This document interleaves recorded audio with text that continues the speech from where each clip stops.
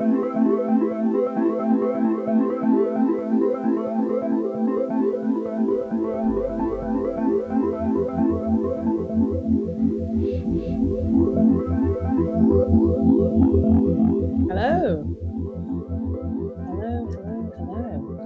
afternoon. What an amazing set of discussions we've already had today. Thank you for joining us as we delve into the ethical considerations of trust, transparency, and explainability. What I've loved so much about the summit this time is how practical every session has been. And I promise this will be the same. We've all agreed it's now the time to start to operationalize ethics. And we have come up with some really exciting experts to look at where the rubber truly hits the road. We have the formidable Gina Neff, one of my go-tos for all kinds of advice. She's the executive director of the Minadu Center for Technology and Democracy at the University of Cambridge and professor of technology and society at the University of Oxford. So we'll come to her first before we then turn to those on the front line, making all of this practical. We'll welcome Christine Custis, the head of fairness, transparency, accountability, and safety at the Partnership on AI. Ray Eitel-Porter, global lead for responsible AI at Accenture. Manesh Tanna, Managing Associate at Simmons & Simmons, and Alexey Drozdetskiy, Head of Data Science at Kainos. Before I hand over to Gina, quick reminder from me that it's clear from today and from every other Tortoise session that the best ones are the ones where you get involved too. So add your thoughts in the chat and I'll make sure we raise your points as we go along. So Gina, take it away. What are we talking about here when we sort of demand, ask for, build for public trust? Thanks, Tabitha, and welcome everybody. I'm really excited to be here. We often look at trust to stand in for a lot of other kinds of metrics and measures about AI. And the challenge that we're facing right now is we have a lot of principles, and it's time to put those principles into practice as we've been talking about today. One of the challenges that we have is there's just simply a lot we don't yet know. And one of the things that my team's been working on are what are the differential impacts of AI and AI systems on different kinds of people, different groups of people. With a great research team and UNESCO, the OECD, and the Inter-America Development Bank, we've been working on a report that will launch for Women's Day 2022 on the impact of AI on women. And here's the big, exciting takeaway from that report. We don't know. Best economists in the world working on this problem, we still don't know how AI is affecting women differently than men. Is it? Is it not? We don't know. And so we look to these concepts of trust and public trust as a kind of reassurance to stand in times of uncertainty like this. So here's what we can do. We can proceed with caution in when and where and how these systems are developed, implemented, and rolled out. And that's where the attention to practices and principles in practice comes into play. The second is that we know companies are aware of the pitfalls. We know companies are aware that they should be implementing inclusive, fair, transparent AI systems. And yet in the research that my team's been doing, when we reach out to these companies, many of them say they don't know what they should be doing. So they understand that they should be doing something to mitigate the potential biases that come into play. They simply don't know what or how or where to get started. And so that's the kind of second thing we need to do. We can start moving from really high level principles that ethicists and others have been developing and governments have been rolling out into how we're going to actually make these things practical in real time. And that's work that we've been doing with the Women's Forum for the Economy and Society, kind of going around and asking people in C-suites, how confident do you feel about putting in practice these principles? We're calling this the implementation gap, and we're seeing it across large companies and small companies alike. The third part of the landscape is that we understand that regulation has a role to play. And one of the surprising findings from our work with the Women's Forum is that financial services companies actually tell us that they feel more confident about ensuring that they're putting in practice good principles around AI. And that's because the regulatory landscape that they face means they have to be able to explain decisions, they have to be able to show their work, show their working, so to speak. And so what we can do is we can learn to make sure that companies are working within the regulatory landscape to really build AI systems that more people have more confidence in and can really understand and understand from the outside. And then the fourth kind of point that I want to make is that we can't all work in financial services. We don't all work in financial services or need to, nor is that necessarily that regulatory environment appropriate for all of us. But what we can do is start to educate people about the pitfalls, the common pitfalls that face the implementation of AI systems in practice in fair, trusted, and accountable ways. I firmly believe that that's not a discussion we have about individual ethics or individuals making the right choices. That it's something that we really have to help organizations and individuals within those organizations to make good choices. And so with a team of collaborators, we're launching in February a book on human-centered data science. How could we take the best that we know about human-centered design and bring it into these large-scale data systems? How can we help train the next generation of people to be thinking about working across multiple stakeholders when they're rolling these systems out? And so those are kind of my four pathways, like concrete things that I'm seeing in the field that I think can really help us have different kinds of conversations about the practices around AI systems in organizations. Thank you, Gina. That's so helpful. The framing is really useful. And I think leads us nicely on to Christine. I'd love to hear a little bit about how you and Partnership on AI navigate this complex landscape. Obviously, you're a global organization, but very much in my mind, I see, you've got the finger on the pulse in the US, and I'd love to hear your thoughts next. Yes, absolutely. Thank you so much for the invitation, and hello to everyone that's here with us today. One of the things that we do at the Partnership on AI that we value most is the ability to convene. We're not big enough to do major research in these areas, but we have stakeholders, we have partners in technology companies, in civil society organizations, in academia, folks who are users, impacted non-users. And our goal is to do more participatory and inclusive design of the way we research this work, the development and the deployment of AI systems and the possible impacts that they have. So we really work hard to do that convening so that the voices are at the table and in the discussion. Yeah. And over the course of many years, just the things that we've put together, just doing that in partnership with other people who have strong subject matter expertise in that space. That makes a lot of sense. And I'm going to come to you in a moment to hear about some of those actual unique case studies, because when I was researching for the session, I was really blown away by some of the work that you're actually doing.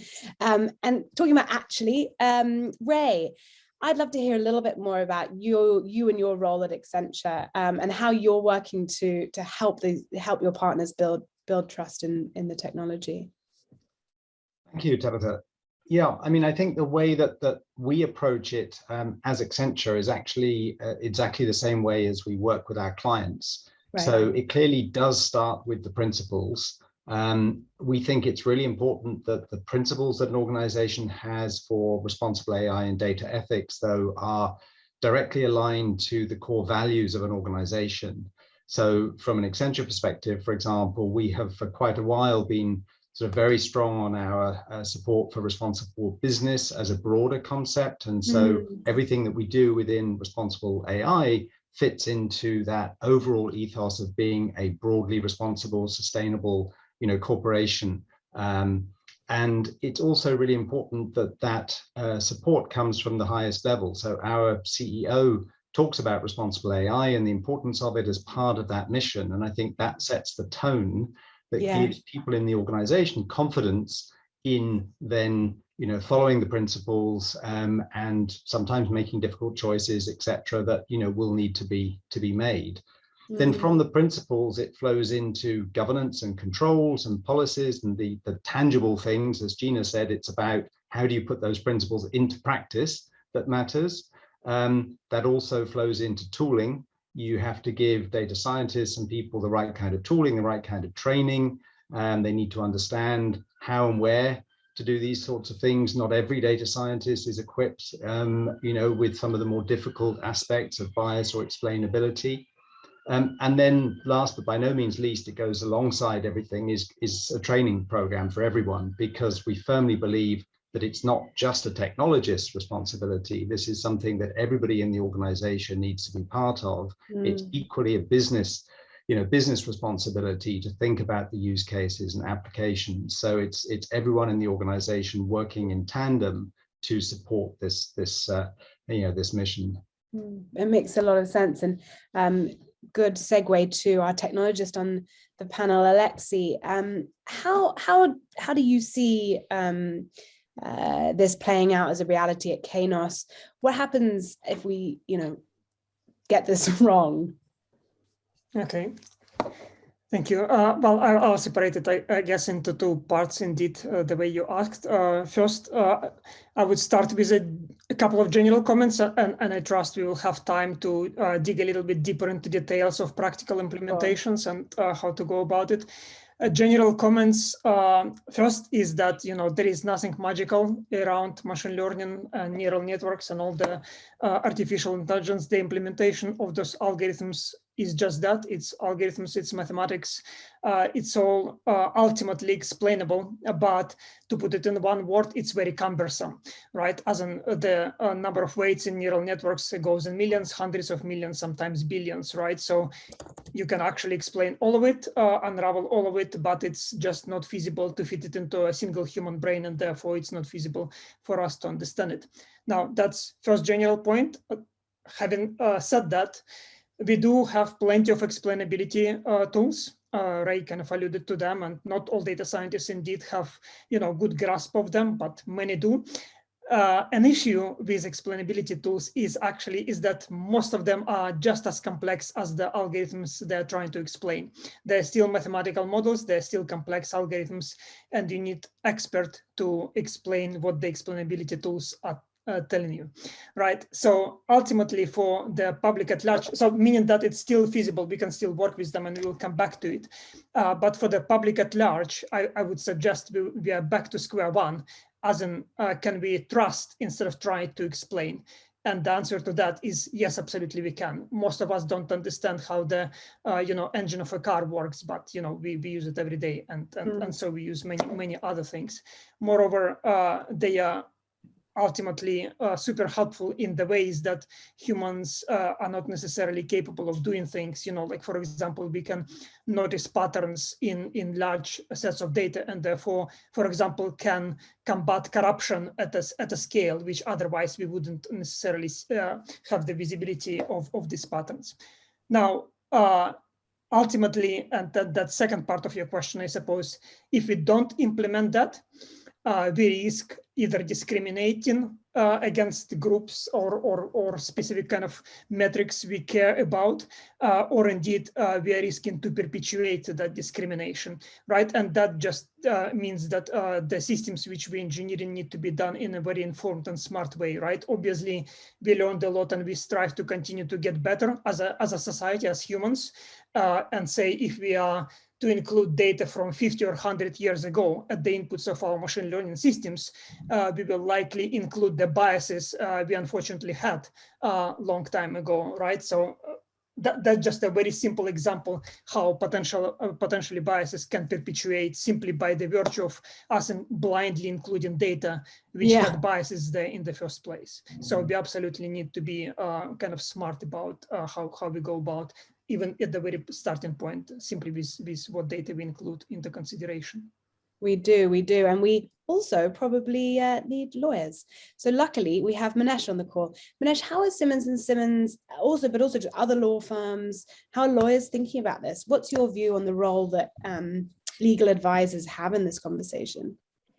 Thanks, Tabitha. And just to introduce myself, I'm a technology disputes lawyer at the law firm Simmons & Simmons, where I also lead the AI group, and I chair the AI group of the Society for Computers and Law, so very much in a legal context. And as everyone would expect, law firms obviously advise on legal issues.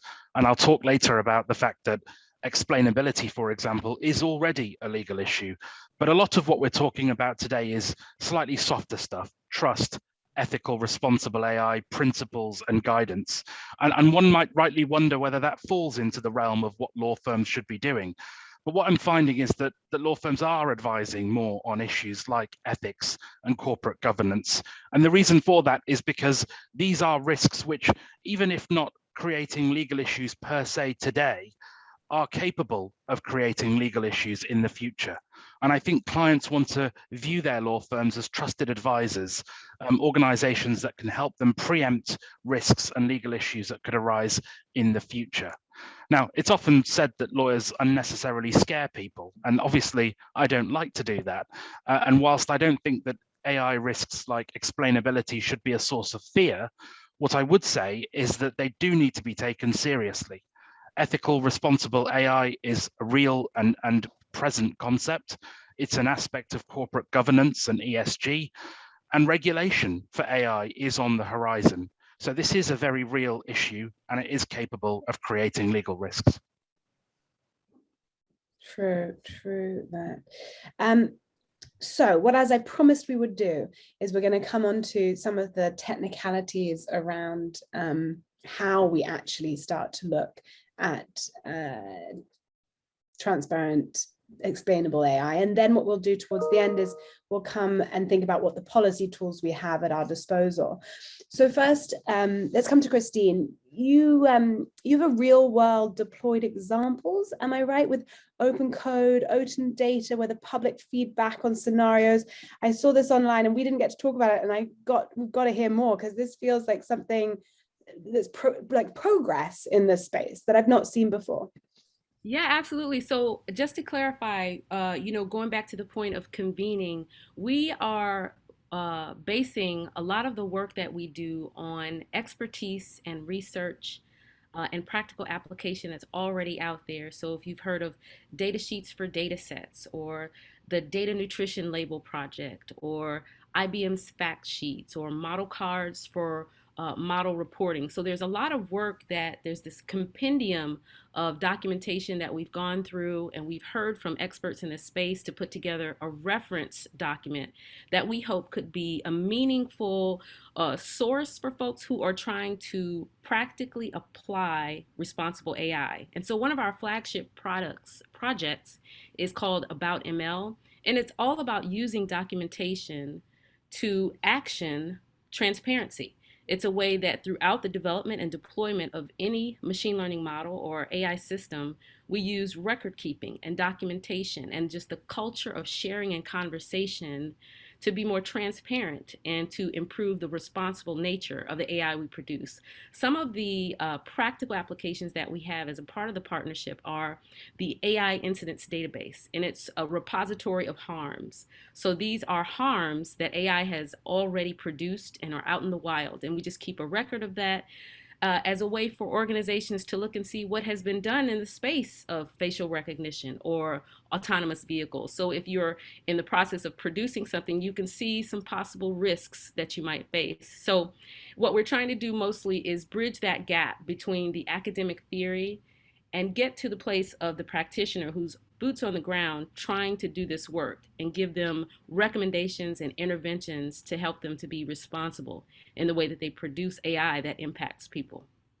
Yeah, and I think that makes me think about the actual people that are doing the work. And Alexey, when you were talking, we wanted to dig in slightly, and you can see in the questions here in the chat, people asking you a little bit more detail on, how do we actually make sure that you have, trust in the people who are building the AI systems? And there's a question here about saying, we don't need to understand in order to use the car, but actually the car doesn't decide who gets a loan, and so on.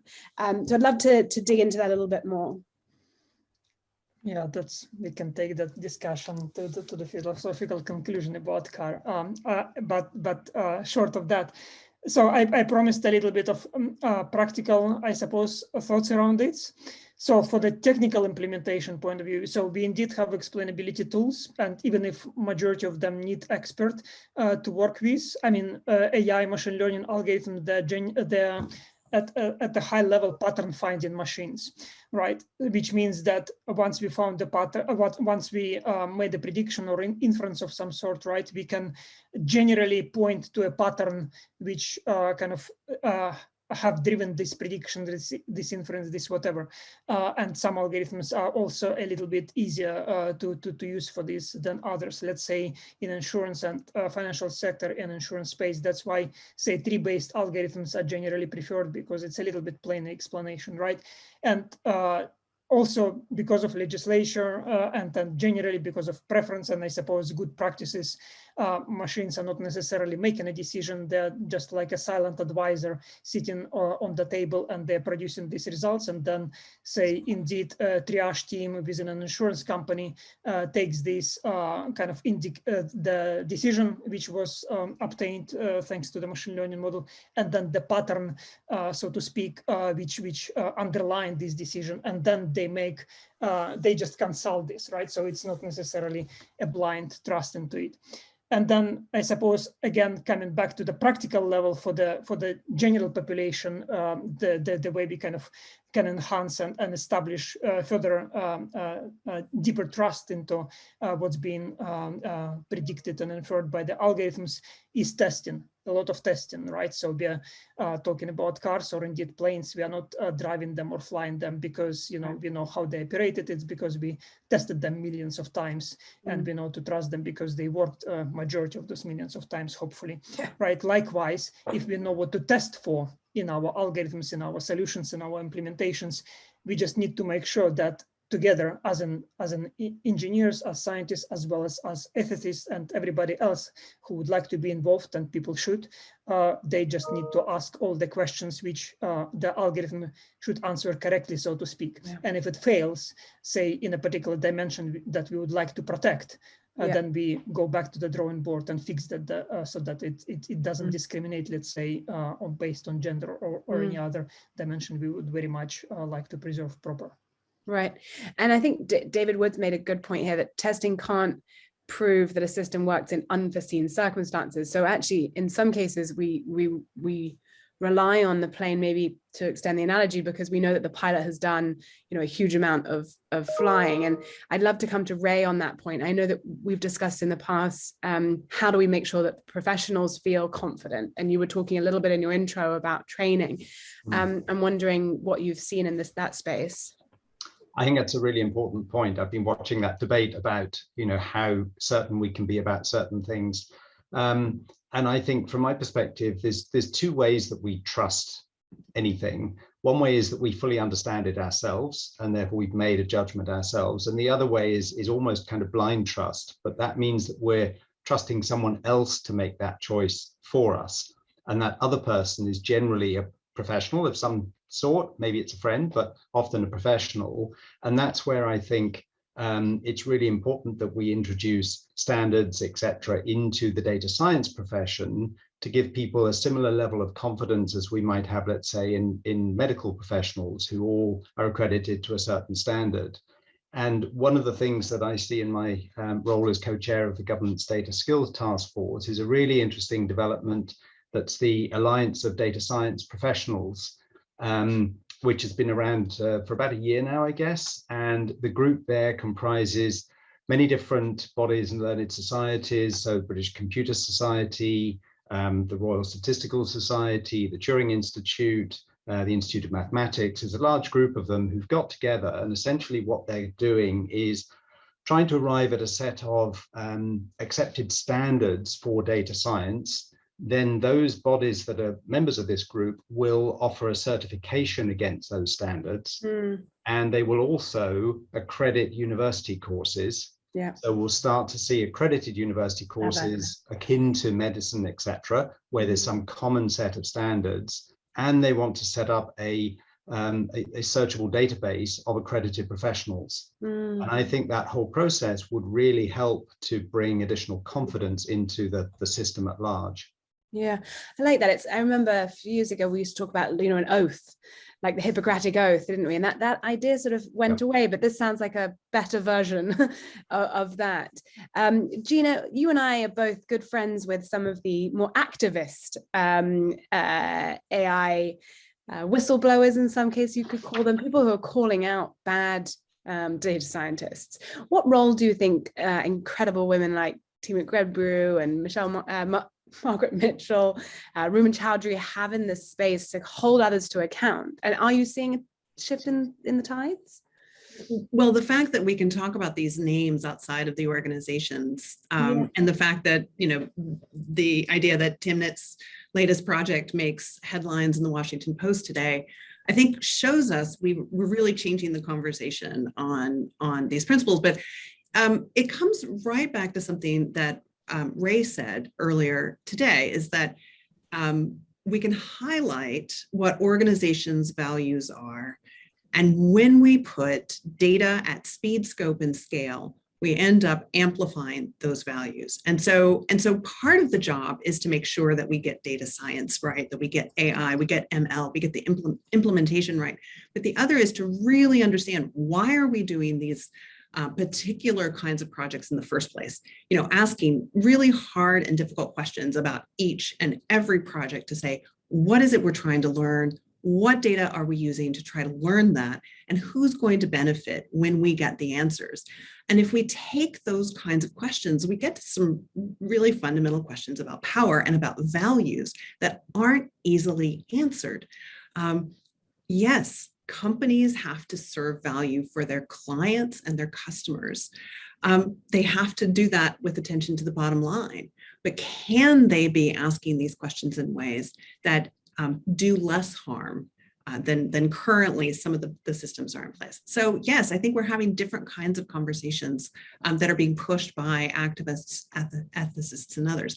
I don't think, in my view, as a pragmatist, I don't think we can leave the conversation to the activists. We really do now need to be thinking about, how do we put these practices, how do we put these principles into practice? And sometimes that's where the activists fall a little short. Sometimes they can raise enormous red flags that say, don't do this, it's a bad idea. And that's when we should probably listen.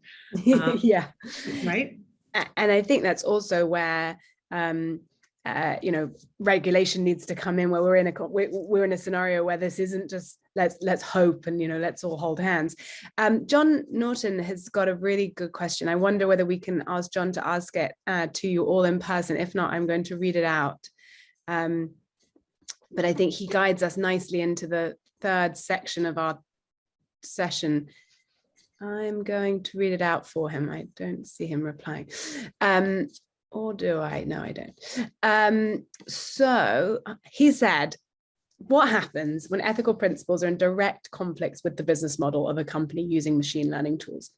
And I think that is a question that we ask ourselves all the time. There's a really interesting paper where you actually say, well, maybe an organization itself is like an AI, it's given a goal and that's it. That's the goal it runs down. And we've seen that with, ad funded models. I wonder, Gina, if I can come to you, and then Manesh, it'd be interesting to hear your thoughts on that point as well. And we'll come to the others too, but Gina first. Yeah, I think that's one of the questions that we're all tripping over right now. We're having some conversations about AI in society when we're really having conversations about power in society. It's not wholly fair to look to a set of statistical tools to solve all of society's bias. But on the other hand, we can't get completely fair, unbiased systems in societies where we have really big problems. And so there's a kind of a wonderful symbiosis to happen here, that we can use the conversations about the kinds of technologies we want to really ask the kinds of questions about the kinds of futures we want together. Right. Yeah, and I think, Manesh, you and I had this conversation around, within whose best interest is it to update GDPR to include AI, for example, and where are we at odds there? I'd love to hear your thoughts a bit more on that. Yeah, I mean, just in answer to John's question to start with, I think given that the way ethics and morality evolve, there's always going to be a time when a business model conflicts with ethical principles that are in force and adopted by people from time to time. I mean, 10 years ago, a business might not have been recycling or doing enough for the environment. And then there was an ethical movement towards being more green. And at that point, there would have been a conflict. I think businesses, when they see a conflict, have to look at themselves and say, is this the right time to take action? What action should that look like? And I think we're at that stage with AI as well, where businesses are using AI, but we're now having a stronger voice and noise about the need to use that AI responsibly. So businesses will be in conflict, and I think they need to take a good hard look at themselves and say, what do we need to do to resolve that conflict? And I think the way things are going is the way to resolve that is to focus on those ethical principles and to recognize that those ethical principles will turn into legally binding regulatory obligations in a few years, and to start to think more about those. Christine, at the Partnership on AI, you are effectively a partnership of businesses that in many cases, their objectives don't align with each other, let alone with some of these future outcomes that we want. How do you manage that? How did you, I mean, I don't know if you were there at the beginning, but how did you get them all, how did Partnership on AI get them all around the table and agree to anything? That's an awesome question. I don't think I've been there long enough to tell you the whole history, but I'll say that agreement is a luxury. And you don't have to get to 100% agreement. It's really more about the conversation. And we all probably are aware of how things are turning up differently in different countries, where in the EU there's AI regulation. UNESCO recently had its first global agreement on AI ethics. China released its first set of guidelines on AI ethics. Here in the United States, we have all the work that the OSTP, or Office of Science and Technology Policy, is doing. But we also have amazing organizations that are boots on the ground, like the Algorithmic Justice League, that are working to standardization in the audits of AI systems. So this is presumably pre-production, before deployment. Let's talk about this before you let it out. And then, of course, the work that we're doing at PAI to just have these conversations, to teach that paradigm shift in the culture of the way we deploy, and to make ethics a part of the product development lifecycle. So it's ongoing. Agreement would be wonderful, but conversation is good enough. And are you confident in the US's approach to the regulation in this space? As you said, we've seen Europe come out with their bill, the UK have their white paper in the new year. We've seen different things from the US. What's the temperature like? That's a great question, and I'm not sure I have the complete answer. I know that we have an executive order specific to Trustworthy AI. I know that there are regulation in progress, but it's still a little bit of the wild, wild west, where we're hoping that organizations on their own will get principles in place and will get the education necessary to even make those informed decisions. So I think it's TBD. It's a work in progress. Yes, I think that's the answer that most people would be forced to give. So bear with me, and I'm going to ask you, Ray, the same question, because I think we've had discussions in the past about countries are not going to align. We don't foresee a global national agreements, but potentially international standards. And I'd love to hear what your thoughts are on how close we are to be able to get that. The UNESCO a few days ago definitely gave me hope, but I'd like to hear your opinion. So very quickly on UNESCO, no, I like that very much. What I also noted about the UNESCO approach was, to me, it was much broader than in scope than most other things that I've seen. It felt like, and it picks up on one or two of the points that I think I've seen in the chat. It's hard to follow everything at the speed it's progressing, which is great. But I think it is, the UNESCO principles do take us beyond kind of just bias and explainability into a whole range of other valuable and important areas. But I think your point, Tabitha, is about standards, and I'm sure organizations generally would love there to be a single set of guidelines or regulation globally, but I'm sure that's not going to happen.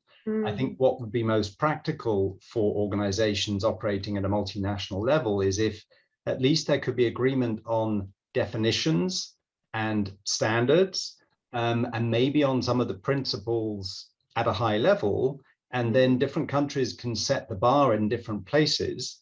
and require different levels of, conformity, but at least you're talking apples to apples and oranges to oranges across different jurisdictions, so that companies find it easier to adopt them. The other force, of course, will be, the kind of GDPR effect, if you like. Will the EU regulations end up being a de facto standard? And I think there's definitely some evidence to suggest that that may be the way that things will go. If I think about companies that we talk to, most multinational organizations will have to comply with what the EU does because they do business in the EU. And will they then want to come up with different versions of their systems for different geographies? That's quite difficult from a practical perspective. Maybe Manesh can help enlighten us a little bit on that. As Tim Gordon just cleverly reminded me, you came up with the recent launch of the explainability statement for Healthify, and I could see that potentially being something that became a standard. What's your thoughts on Ray's point? I think I share Ray's hope that there's some universality about standards, some principles that organizations could look to which apply across jurisdictions. But the reality is that different countries will take a different approach. The UK is going to take a different approach. It's already consulting on diverging from the GDPR. So I think we have to accept that there are going to be different levels of scrutiny and regulation in different jurisdictions. I also agree with Ray that the EU regulation is going to have a significant impact. I think it will be looked at as a gold standard in terms of regulation by many jurisdictions, because it has what's called the extraterritorial effect. It applies outside of the EU. We'll see organizations having to adhere to it, even though they may not necessarily be based in the EU. Just briefly on the explainability statement, this comes back to the point that Gina said on a number of occasions. What we need now is more guidance about turning ethical, responsible AI into practice. And I think that's what's missing on a global level, really. The exception might be the ICO and Turing guidance on explaining decisions made by AI. That's a really good guidance document. What we've done in a project with Best Practice AI and Jacob Turner, who's an AI expert, is to help organizations produce what's called an explainability statement. And that's supposed to be, a short document, 10 pages, which sets out in summary form how the organization's AI operates. And it could be non-technical points like why they've chosen to use AI as opposed to maybe human-led decision-making, to more technical points like why they've chosen a particular algorithm, how the model operates, how it's been trained, and how they've tested it. And really the idea is to help that organization explain to the world and be transparent about their use of AI, and to explain it in a non-technical way so that it's accessible. And as you've heard me say on a number of occasions, Tabitha, that's already a legal obligation under the GDPR, and not many people realize that. No, they don't. Alexey, what does it look like inside a tech team? You're a data scientist. What does it look like when regulation changes or when there's a new standard rolls out? Do you all pore over it and try and figure out whether you have to change a product that you've built? Do you start planning for the next phase? What's the kind of day one after something like this happens? Yes, naturally. I mean, we adjust and accommodate for the changes which need to be made, which are either regulated or, we know of them just out of common sense, right? Just most recently, one of the solutions which we built in the team was around pricing for the housing pricing within the whole of the UK.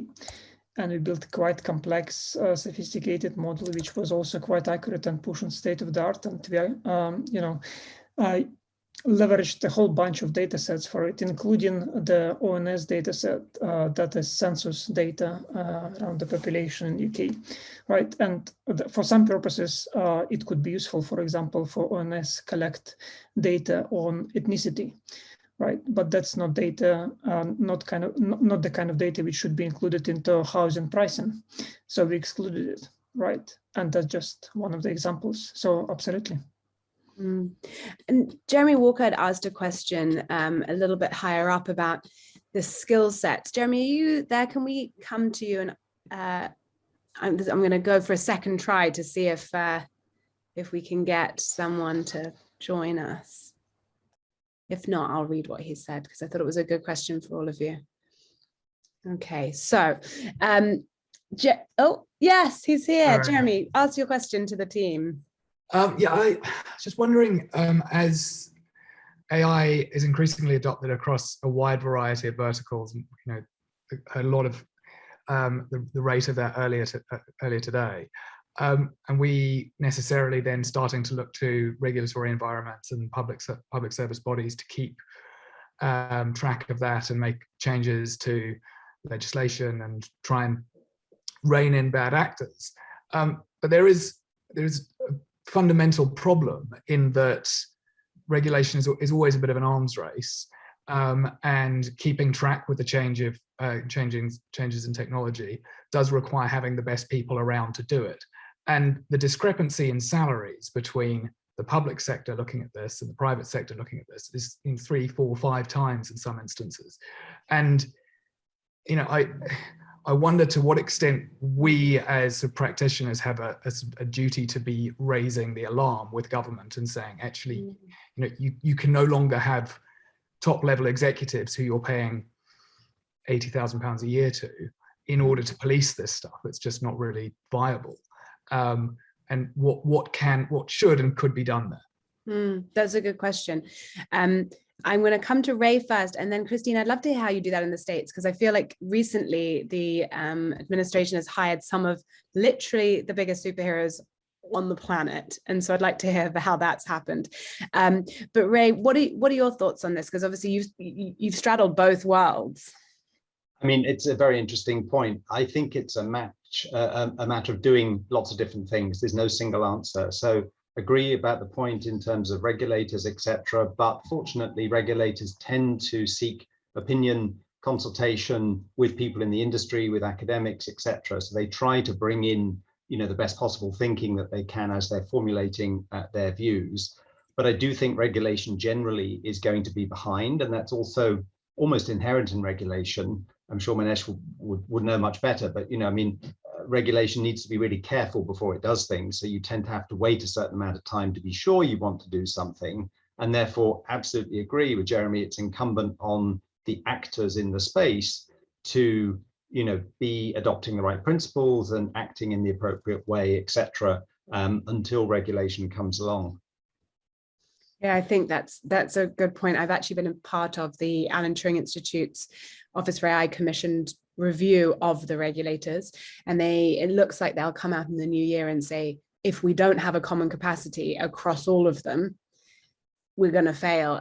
So maybe, Gina, I see you nodding. I'm going to come to you after Christine. Christine, how have they got Lena Khan and Alondra Nelson, and what's going on? I've never seen anything so impressive.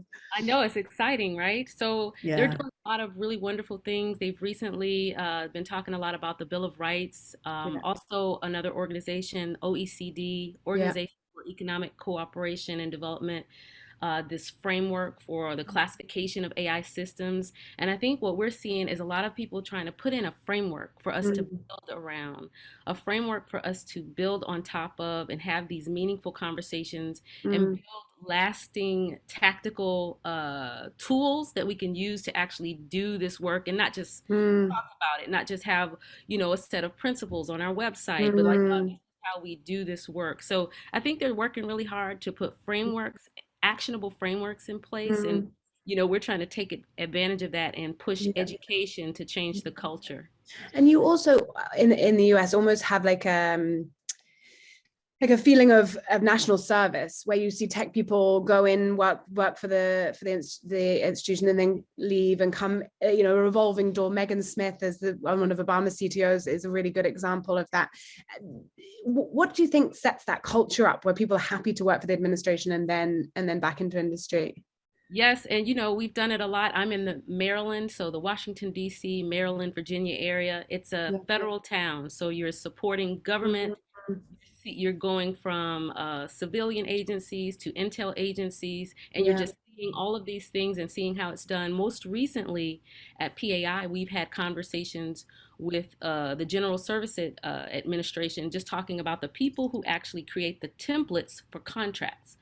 You are who all of the government agencies are going to come to get a template for a contract. How about we put some language in there so that we can make requirements for how this AI system is to be delivered? You know, way back, this will tell you how old I am, but way back when we used to procure computer systems and software, we forgot to ask who owns the data at the end. And these are just things we're learning, and we're helping the government agencies to learn in the way they procure machine learning. Yeah. Gina, what are your thoughts? I want to echo a couple of things that Christina said, and Tabitha, a conversation that's close to your heart too, which is, we're really talking about building people's capacity to be a part of these conversations. And I think that's an urgent and critical part of the puzzle that we have to solve, and we have to solve it right now. So it's, I've just written a textbook for data scientists to teach them how to have conversations with stakeholders. This goes back to Sam's earlier question in the chat about, what would those conversations look like? Well, that's what we're trying to get, people at the beginning of their data science journey to learn and to be able to be aware that they should be doing. But again, not all of us are going to be data scientists. And so how do we build that capacity? How do we build the capacity in managers? How do we build the capacity in the C-suite? How do we build the capacity in government? How do we build the capacity in citizens? How do we build the capacity for people to ask the really difficult questions about where is the data? Who's got the data? How is the data being used? And who's going to benefit from these data and this analysis? Those are the kinds of capacity building questions that bring a whole host of different kinds of people into the conversation and get them at the table. And Tabitha, again, right back into your wheelhouse, it brings girls and women, it brings people who might not think of themselves as computer scientists or statisticians to see that they play an incredibly important role in helping to strengthen our organizations and our societies to be able to manage the best tools that we can develop. Yeah, I hope that helped, Jeremy, and I also hope that the new Elizabeth Denham at the ICO was listening, because maybe they will fight for a bigger salary after that question from you, Jeremy. Okay, so what we're going to do now is we've got 1 minute from each of you. I want to close off with, what does the next 5 to 10 years look like? And veer closer to 10, because ultimately that's going to be more far out there because the world's moving so fast. I want to know your hopes for gaining public trust in the next 10 years. We're going to start with Alexey. We'll come to Manesh, Ray, Christine, and Gina. I'll be short. One of the avenues, I suppose, which could be useful to leverage and potential, there are potential good things about developing it is blockchain technology, right? And going towards decentralization of data and controls around this data, or indeed ownership of this data, right? And when, for example, individuals would be more in the control and management position of their own data at the very least, right? And decide how they share the data with companies and organizations and what data they share, and they're in full control of it. So one of the suggestions, I suppose, one of the possible positive developments. That is a good one. Manesh, what are your hopes? I mean, the free market might be able to deal with this. I'm starting to see companies ask in the supply chain whether AI is being used in an appropriate way, but I'm a litigator, I'm a cynic. I always think about the worst case scenario. I think, as Ray mentioned earlier, we are going to need standards, accreditation. I think we're also going to need something harder than that. And for me, that's regulation. The reality is we're dealing with complex technology that can act in unforeseeable ways. It needs control. There need to be incentives to use it properly. And because the tech is moving so quickly, we need that now. And even though regulation takes a while to be introduced, I think in the next 5 to 10 years, for me, we're going to see a lot of AI regulation. And for me, that's how we're going to create the trust. Yeah, I'm really with you on that. And I just want to clarify for David, I definitely didn't mean we needed to wait for 10 years. What I meant is, what can we hope that it will look like in 10 years' time if we make changes today as soon as possible? I couldn't agree more. We definitely can't wait. Christine. What I'd really hope for is more participatory and inclusive design of the way we think about this, and that ethics and transparency not be a checkbox at the end, but it be really embedded in the life cycle of any product. Before we even decide that machine learning is the way we want to approach solving a problem, when we look at the business case, just including as many people, as many voices, as many stakeholders, vantage points, perspectives as we're building, so that we can ask those questions up front and not be surprised at the end. So I guess participation and inclusion in the way we build. Yes, no more surprises. Ray. So completely agree with Manesh and with Christine.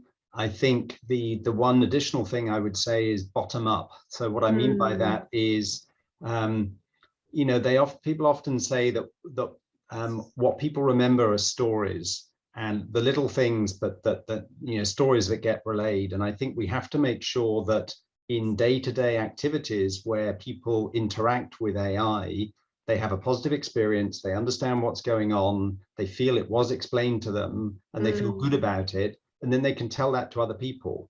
And so I think you've got to have the top down, the regulation and the designing, etc. But let's also make sure that we give people those little sort of you know, positive moments and experiences that then can start to build that ground up kind of increased trust. Yeah, I completely agree with that. Gina.